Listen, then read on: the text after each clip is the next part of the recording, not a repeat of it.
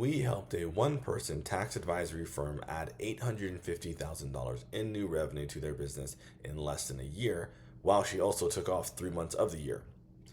In this video, I'm going to explain exactly how we did it. Hey, my name is Kajana. Most people call me Kage. And I am in the AI and automation business, specifically in revenue operations, which is a fancy way of saying we help people make more money more consistently over a longer time period from better clients. And that's kind of what we focus on. Now we really focus in the $1 to $3 million range, but we take clients beneath that. Smallest client is like 1,500, and we have some big old boys in here. Like, well, I think our biggest client is like $1.2 billion or something like that. But yeah, in this video, I kind of want to paint the scenario of how it is we were able to scale this tax advisory business, which is a one-person operation, by making just 3 tweaks to what she was doing. Everything else is the exact same. Only 3 things were changed, and as a result of that, she was able to scale faster. So first, let me paint the picture. So we had this tax planner, and this tax planner, in her business model, the way it works is let's go facts on the left-hand side. Facts are, so she had a tax planning business. That part's important. And in her business, at the time, she wants to target high income earners, that being 250K plus equals good client. Then at this time, she was running ads on TikTok. She was spending about $6,000 a month, approximately $6,000 a month on TikTok ads. Now, what was happening is she was having a very, very, very full calendar. On average, she was booking 5 calls a day,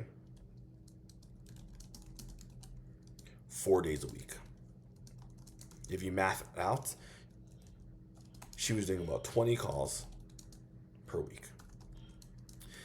Now, the issue she was running into is while she had, I should say 20 calls scheduled per week, because that's not the same thing.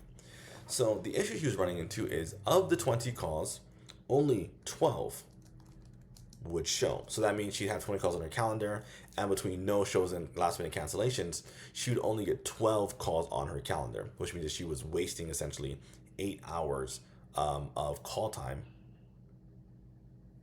8 hours of call time on her calendar. And then to make it even worse, other people that would show, only 6 were qualified to buy. The reason is her ads said making more than $250,000, but anyone could book a call and schedule with her.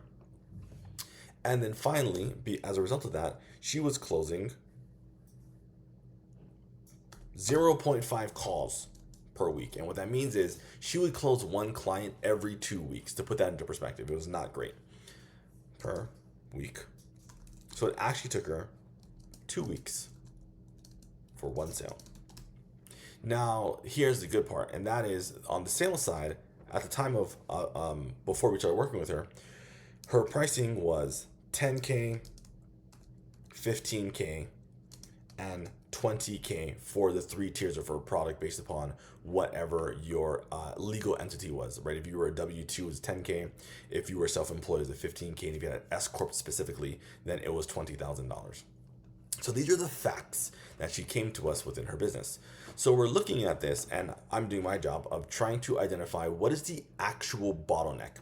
Is the actual bottleneck the unnecessary friction? Is the actual bottleneck that she's developing poor work, which couldn't be the case because the issue had nothing to do with delivery. So we kind of just crossed that one out. Let me get a pen and make that pen red to cross that out. Ooh, dang. I'm not very good at this. That's okay. Then the next question became, is the issue that she would take too long to get things out? Well, not necessarily. She wasn't doing anything new. She was just trying to close some sales. So I'm like, can't be delayed timing. So then the last issue was where the leads broke. Well, if we look back up here to the only 6 were qualified to buy, that's a good indicator that you're only having a 50% quality. That's a problem. That should not be happening. So we looked at this, and I'm like, okay, so let's first just look at unnecessary friction first. I'm going to make this green. That's red right now. I'm going to make it green. So the first thing we did was around unnecessary friction. Man, drawing with the mouse is hard. God, I don't know how people do it. So the first thing we did was unnecessary friction. So we looked at it and we said, okay, So what's the biggest impact that we could make here that would change this math? And that was easy. If she had 20 calls scheduled, then from a benchmark perspective, she should have at least 16 people showing up. So let's first change that. So the first thing that we changed is we set up an AI setter so that when people booked, it would go through the process of setting them to make sure that they show up. Now, for a quick frame of reference, when we were setting them, it was a touch process. The first one is as soon as they landed on the confirmation page told them, hey, you need to review the pre-call deck. You need to, if you have a business partner and or a spouse member, you need to get them on the phone on that call. If they are not there, you will be rescheduled. And then finally, it was my AI setter, his name is Mike, will contact you the day of. If you do not respond, your call will be rescheduled. That's the first thing that we did. The second thing that we did then is make sure that the AI setter contacted them as soon as they opted in, saying, hey, or technically 5 minutes later after they booked their call, hey, this is Mike, making sure that you saw all the non-negotiables that have to be done so you can get rescheduled. Did you get a chance to review those? Then they would say yes or no, and then the AI setter would reaffirm for them, okay, cool. No, then here's what they are. Yes, awesome. Here's the link to the deck. Make sure you review this. And then the day of the call, we would run it in the morning, which was either 2 hours before their call, or if their call was like early in the morning, say like 8 a.m., then it'd be the evening before. We say, hey, this is Mike again, just making sure that you're still good for tomorrow's call, because if you're not, we can reschedule you and move you around. Cool, you are. Awesome. Then finally, did you review the deck? Is your partner or spouse going to be on the call?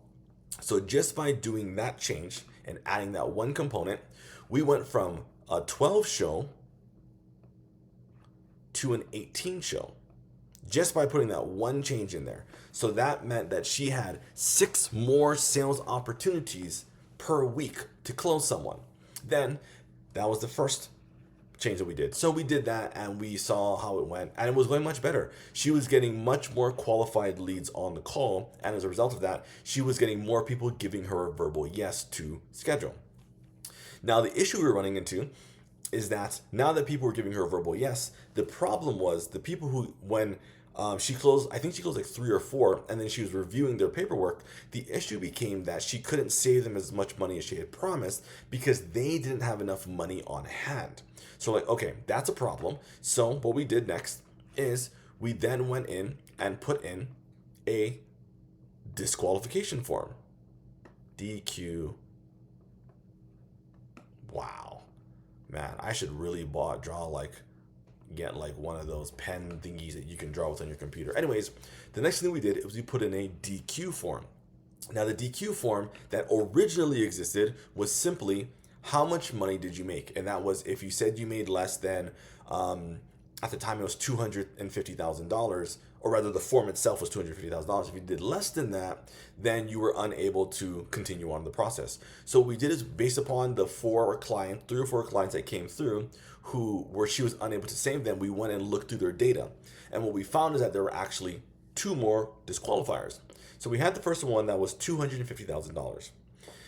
After that, she realized that if their taxes were more than 1 year old, she could not deploy her tax strategies. So we put the next disqualifier, which was their taxes had to be either up to date or 1 year late. If they were 2 or 3 years late, then they were not a good fit, which by the note, quick side cash, what we did is we went and found a partner who specialized in getting taxes up to date. That was their entire specialty as a CPA firm.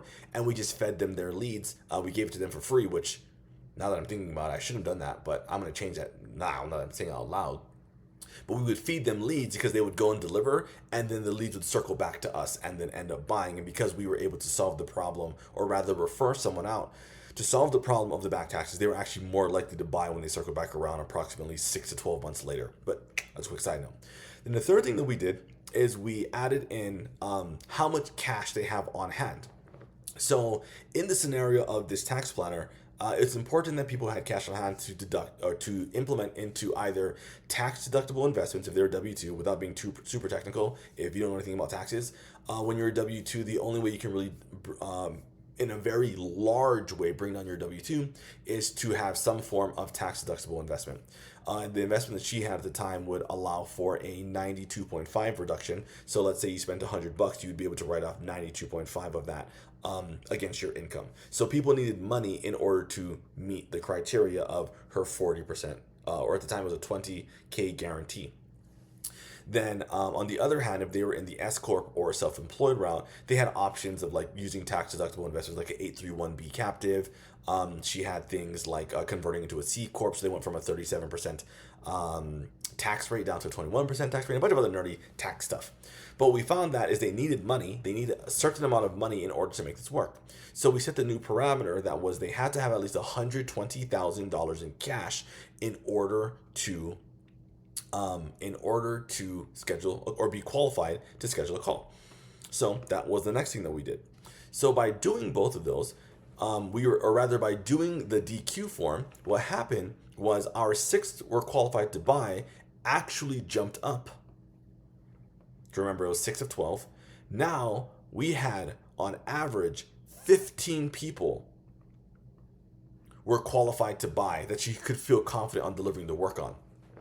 So we went from 20 calls a week, of which 12 would show and 6 were qualified to buy, to 20 calls a week, to 18 showing, to 15 being qualified. So what happened is she went from closing 1 per week, or rather, I'm getting ahead of myself. So that what happened was we then were able to get more qualified leads.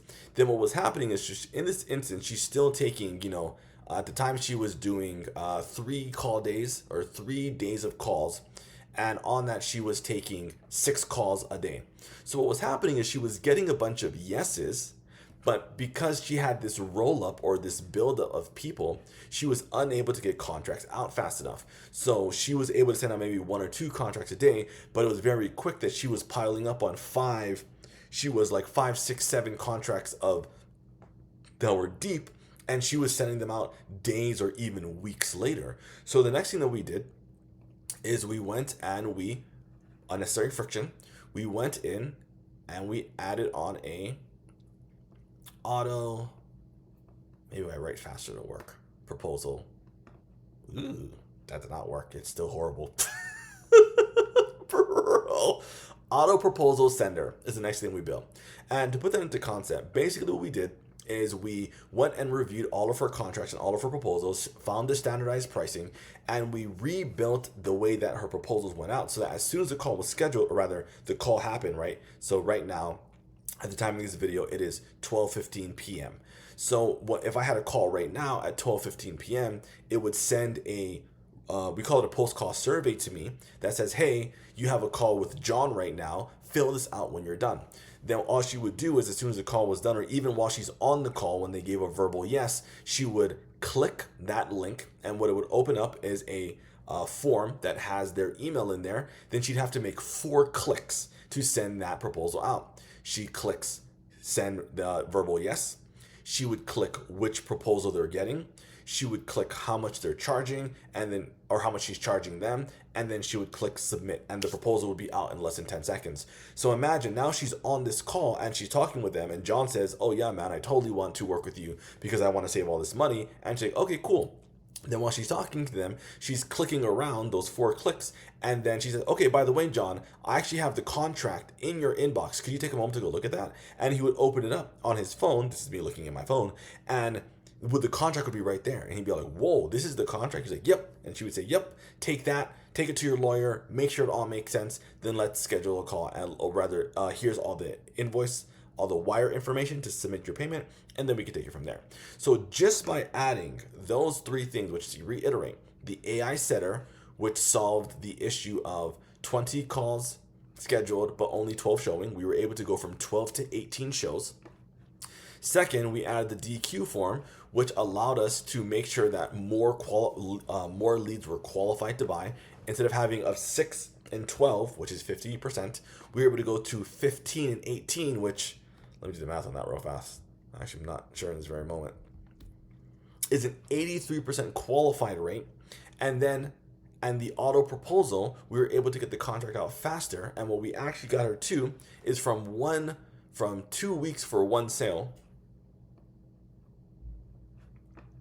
we were able to bring her up to, on average, 3 sales per week. Okay, I'm just gonna put a line. Oh man, I suck at that. And then she essentially 6x'd her revenue by simply making these 3 tweaks. Now, this is the important part. Someone might say, oh, 3 sales per week isn't crazy if you're having 15 qualified buyers. Sure, that's true. And I want to point out that this is without any formal sales training. This chick has no idea how to sell. And I love her dearly. And if you're watching this video, you know we talk about this all the time. She has no idea how to sell. But without any sales training, just by making tweaks in the structure and changing the bottleneck math, we were able to get her to 3 sales a week. Now, with that, all we did is from there, we went and increased the pricing. It started at 10, 15, and 20. We then went and changed that. She now charges, I'm going to type this one in because I don't want to fuck it up. She now charges 20, 35, and $50,000 for the exact same service. And because she's a lifestyle person, sure, she wants to make money and all these things, but she primarily wants to live a good life, we were able to reduce down her calls. She takes like 12 calls a week now, and she's closing like 2 people, and she's making anywhere per week. She's making, well, technically she makes 50% of this, so she's making 10 or 20 grand, but she's making 20 or 80 grand. She's making 20 or 50 grand every single week. How to think about that for a moment. Taking 12 sales calls, and that's what she's doing. And last year when we built the system for her, she traveled for 3 entire months, did not work at all, and she still made $850,000. Now, I say all that to say, the whole point of the bottleneck system is to identify where is the problem in this business, like what's not working. Because if we can accurately diagnose what's not working, we can attribute it into the right bottleneck. In the case of her, it was first unnecessary friction in that people were not showing up. It was too hard. People weren't doing it. Then once we found out people were showing up, enough of them weren't qualified. So then we then put in a DQ form to make sure the leads weren't broke so they could buy and they'd be qualified to buy. Because just because someone spent the money doesn't mean they're a good client. They can still be a shit client even if they have the money for it. If you've been doing this for a while, you know, you're making $3 million a year, you know exactly what I'm talking about. And then after we had more people say yes, it was taking too much time for her to get the proposal out. So then we just built an auto proposal send out so she can get out. Well, I mean, not instantly, but like, 4 clicks, 10 seconds, pretty good time. And I say all that to say, when we are looking at these problems, we are looking at how can we solve the bottleneck and build a system that solves the bottleneck on the behalf of the company. Because if one person can just do this, or rather one system can make this much change, imagine what happens when she wants to bring on a sales rep. Imagine she brings on 3 sales reps, and unlike her, where she's only doing 12 calls a week, a full-time sales rep is doing 30 to 36 calls a week. If the math stays the same, which realistically it will, because she's a horrible salesperson, even though she's a founder, which typically founders usually, like, you should be selling at like a 40 to 60%. Even though she's a founder, she's not a good salesperson. So which means she's probably the equivalent of a salesperson who is not the founder, which is a 20% close rate. Imagine she brings on, when she decides she wants to bring on a sales rep, 2 sales reps who are now closing 6 deals a week at this 20, 35, 50, she's making crazy money. At that point, we're probably gonna end up running into a quality work, but we don't future price problems, we wait till they occur. Anyways, all that being said, when we are looking at solving bottlenecks, it's always the same thing. Let's diagnose what's actually happened. What's the actual problem? Because there are many problems, but one problem has the biggest impact on everything else. Once we identify that, let's go and make changes. How can we cut down what currently exists to get to the point faster? After we cut down, we then build the infrastructure that exists, and we make sure that this overall concept is the right AI or automation tool or asset to exist inside of the business. And then we customize it unique to the situation of the person or the company, pricing, timing, sales motion, this before that. But in case all those things all get put into place, and before you know it, in the case of this one person tax advisory firm, she made an additional $850,000 in 1 year and only worked 9 months of that. Pretty good if you ask me. So with that being said, if you feel like you're running up against a bottleneck, or you know that you are the bottleneck of your business, we would love to chat about it. Grab a link down below. We'll schedule a 30-minute bottleneck discovery call. And basically all we're going to do is figure out what is your bottleneck and how much it's costing you. And if we are able to solve it, we'll make an offer as to, hey, let's work together. If not, no big deal. At least now you know what you have, and you can go and shop it elsewhere to get the support that you need to scale your business. And with that, thank you so much for your time. Really appreciate your attention, and I will see you around the internet. Later.